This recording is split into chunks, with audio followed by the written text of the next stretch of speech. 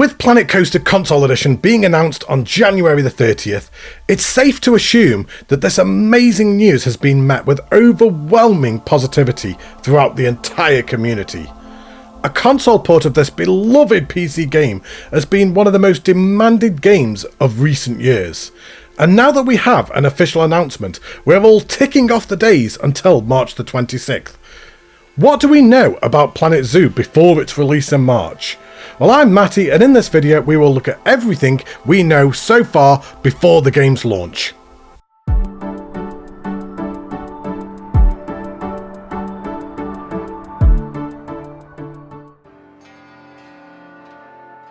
Planet Zoo Console Edition will only be available for the next generation of console only. And whilst this was suspected, it is unfortunate for the previous generation of console gamers.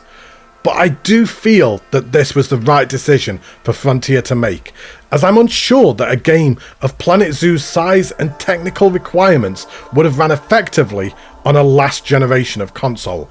We all still remember the nightmare that was Cyberpunk 2077, and we didn't want a repeat of that once again. Planet Zoo is now available for pre-order on both PlayStation and Xbox, with 3 differing versions for you to choose from, and this can seem extremely daunting for a newcomer. Which version do you choose? With finances the way they are these days, you don't want to spend your hard-earned money and be unsure of what you are purchasing. Here we will break down the 3 versions of the game you can pre-order right now. Starting us off with the Console Edition. This is the base version of the game and the cheapest of the 3 options. However, this does include no DLCs on the game's launch and will require you to purchase any future DLCs at an extra cost. However, this is the cheapest version of the game and is perfect for anyone who may be on a tighter budget or may be unsure of the game and if they will enjoy it or not. If you're not planning on playing the game for a long-term basis and just want to hop in and out casually, then this would be the perfect version for you to choose. It is worth noting that if you pre-order any of the 3 versions of the game, you will receive 3 extra animals. The Thompson's Gazelle, the Pygmy Hippo, which is so cute, I love it, pre-ordering just for that alone, and the Komodo Dragon. Our next option is the Deluxe Edition. This version of the game is an extra £10 and will include an additional 2 DLCs upon the game's launch, which will give an additional 16 extra species and 2 additional campaign scenarios. The final option is the Ultimate Edition, the most expensive of the 3 options, coming in at a whopping £99.99 or $119. However, this will include everything from the Console Edition and the Deluxe Edition, but it will also give us a Season Pass, which will give us access to 14 extra DLC packs that will release over the course of 2024, moving into March 2025. Whilst the most expensive option of the 3 versions of the game, this is by far the best value for money for anyone that's planning on playing the game for years to come and that intends on buying all of the DLCs in the future anyway. If we were to say that each DLC is $7.99 a pack, even then 14 packs would come to £111. Adding the base game on top of that another £40, that's over £150. So you can see that the Ultimate Edition is easily the best value for money, and you can see the saving that you would be making long term if you're planning on playing this game for a long time to come. I have, however, had a number of comments asking what is a Season Pass. The term Season Pass has caused some confusion in the community, as people normally associate a Season Pass with a game such as Call of Duty that would require you to continuously play the game and log in daily to unlock new guns or skins. Please be reassured this is not the case at all, and you are not going to need to log in daily to unlock new animals. The term Season Pass is being used purely to signify the future DLCs that will be coming out over the course of the next 12 months after the game's launch. In the Frontier Unlocked livestream, which took place on the evening of January 31st, Frontier seemed to suggest that the Planet Zoo would only be available digitally, and there will not be a physical copy of the game launched. I'm unsure why they would choose this option, if I'm being honest, and not have a physical version of the game, but for the moment it does appear that it will be digital only.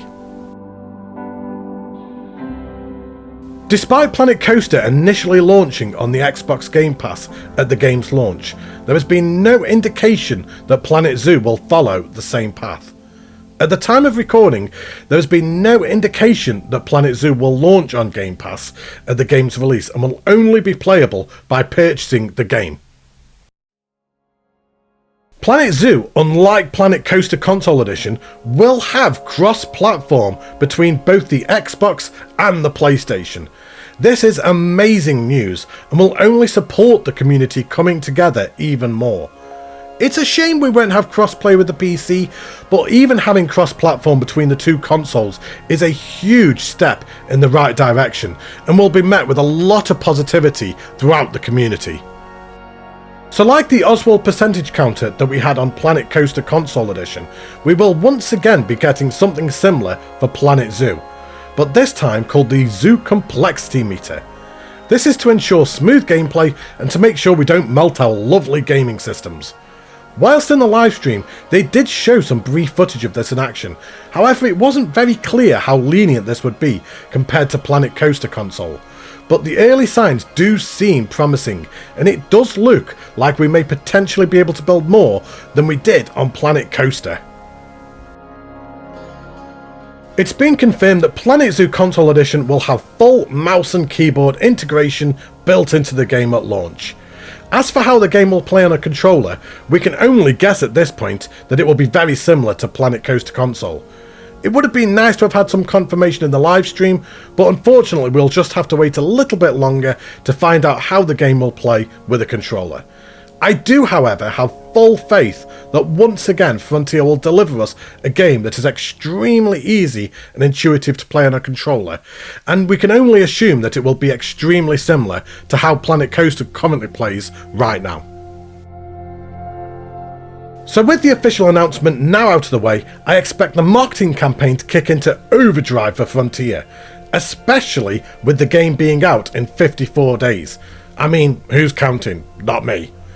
Over the course of the next 2 months, I expect lots of further information to start coming out, and with another Frontier Unlocked livestream taking place on Wednesday the 28th of February, we can safely assume that a large portion of that livestream will be dedicated to Planet Zoo Console Edition. I for one will be waiting with bated breath for every nugget of information I can get my hands on, and this has now easily become my most anticipated game of all time. Move over Final Fantasy VII Rebirth, a new game has just entered the chat. How excited are all of you for Planet Zoo Console Edition? You can't be as excited as I am, it's not possible. Which version of the game are you going to be purchasing? You're going to have to let me know down below in the comments, but thank you ever so much for watching. I'll be back very soon with more Planet Coaster and Planet Zoo content. Take care, stay safe, look after yourselves, and I will see you all very soon. Bye everybody!